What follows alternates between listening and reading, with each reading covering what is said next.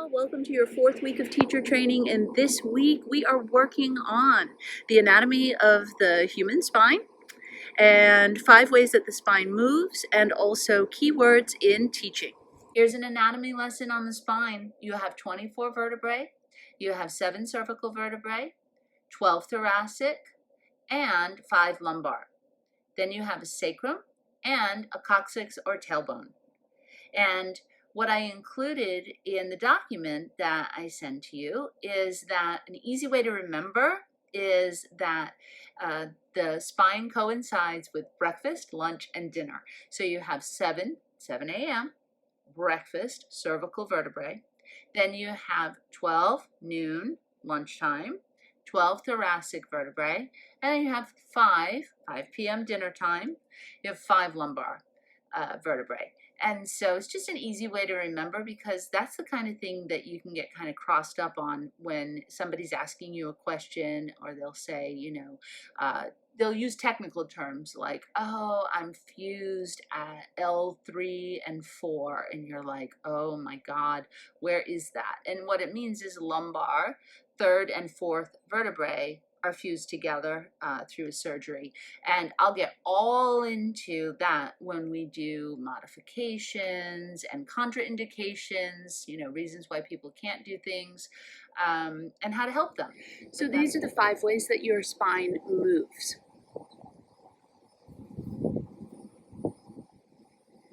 You have extension and lateral extension and flexion.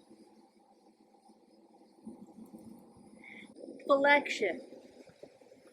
So first you're going to come into extension, and I'm going to extend and extend and extend and extend. Come onto my fingertips, lengthen some more, and then go into the forward bend. Coming into flexion. We can go backwards, hyperextension. So we extend the spine, and then we go back. Then we go back, then we go back, hyperextension.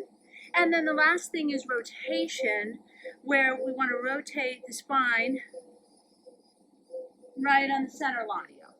And now I want to move on to the keywords in teaching and how simple they are.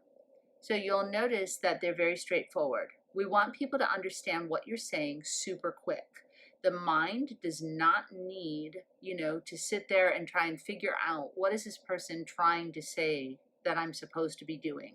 You have to teach in a way that coordinates with their body-mind connection. Now, this is important.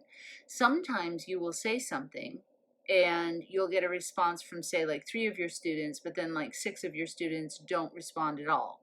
You have to learn how to say things in about 5 different ways, the same thing in about 5 different ways. And that's something that we're going to go over the next time that we meet.